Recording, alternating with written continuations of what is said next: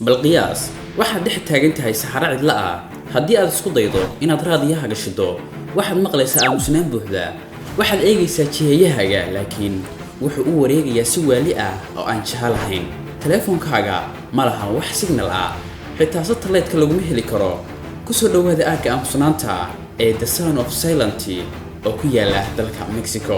meeshan ma ahan saxaro caadi ah waa aag ay ka dhacaan dhacdooyinka elektarooniga ah ee ilaa hadda saynisyahanada ka yaabiyay waxaa keenay in signalka raadiyaha uu halkan ku dhinto ma wax dhul ku jiraba mise waxaa jira awoodo kale oo aynan aqoon u lahayn sidoo kale ha isku daawan dhamaadka muuqaalkan waayo waxaa jira sheekooyin naxdin leh oo lala xiriirinayo meeshan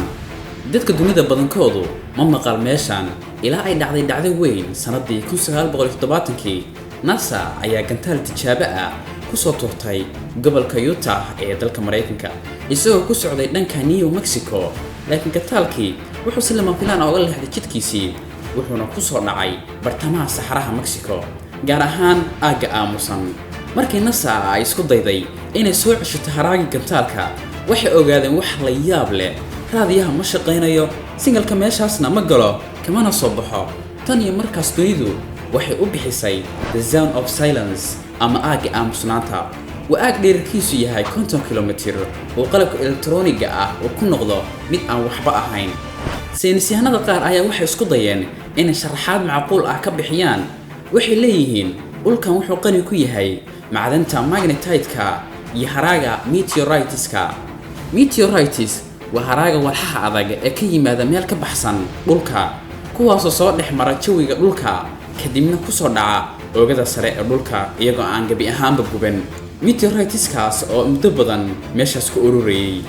macdanta badan waxay abuuraysaa magnet interference ama khalkhal ku yimaada mawjadaha korontada taasoo keenaysa in raadiyuhu uu istaago laakiin taasi ma sharaxayso wax walba waxaa jira dad soo sheegay inay arkeen iftiin aan la aqoon oo hawada dhex haabaya iyo xayawaan dhalan rogan oo meeshaas ku nool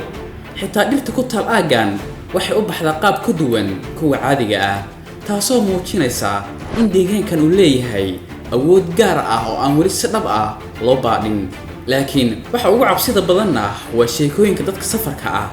waxaa jira dad sheegay inay la kulmeen dad u muuqda bini'aadam oo aad u dhaadheer xiranna dhar aad u cadcad kuwaasoo ka soo muuqday saxaraha dhexdiisa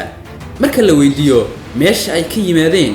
waxay dhihi jireen xagga sare cajiib bal ka waran adoo saxar cilaa dhex maraya kadibna aad aragtay dad dhaadheer oo xiran dhar cadcad markaa weydiisidna meesha ka imaadeen ay ku dhahayaan xagga sare waa wax laga cabsado